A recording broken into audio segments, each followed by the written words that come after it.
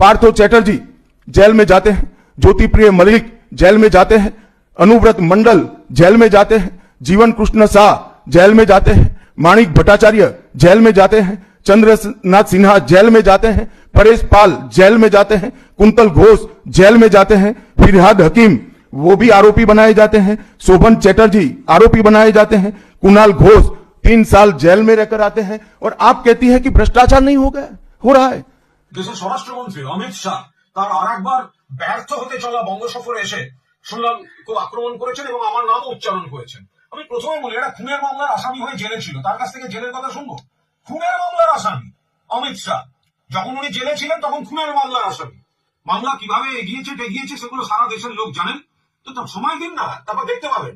আর মানুষও জানেন, যারা তদন্তকারী অফিসার তারা জানেন, যারা বিচারক যাদের কাছে মহামান্য বিচারকদের কাছে কেস ডায়েরি যায় যে আমি আদৌ অপরাধী না নিরপরাধ, আমার একাধিক মামলা শেষ হতেও শুরু করেছে। ফলে এইসব কুৎসা গায়ে লাগছে না, যুক্তি দিয়ে কথা বলা। অনুপ্রবেশ, আপনি মশাই স্বরাষ্ট্রমন্ত্রী, আপনার বিএসএফ অনুপ্রবেশ হলে আপনি ব্যর্থ। ত্রিপুরায় অনুপ্রবেশ নেই, মিথ্যা কথা বলছেন। কিছুদিন আগে রোহিঙ্গা ধরা পড়েছে, বাংলাদেশি ধরা পড়েছে, ত্রিপুরাতেও আছে অনুপ্রবেশ। আর দুর্নীতি নিয়ে কথা বলছেন, জেলখাটা আসামি, খুনের মামলার আসামি অমিত শাহ।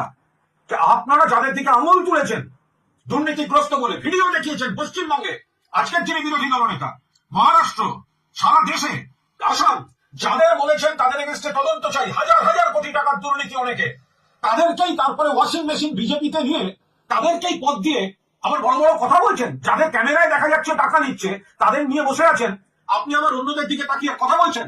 আমি কুণাল ঘোষ জ্ঞানত কোনো অন্যায় করিনি। জেল খুনের মামলায় জেল খাটা মামলার আসামি, জেলে ছিলেন খুনের মামলায়, ঘটনাচক্রে আজকে দেশের স্বরাষ্ট্রমন্ত্রী হয়েছেন। কথা বলবেন ভেবে চিন্তে কথা বলবেন।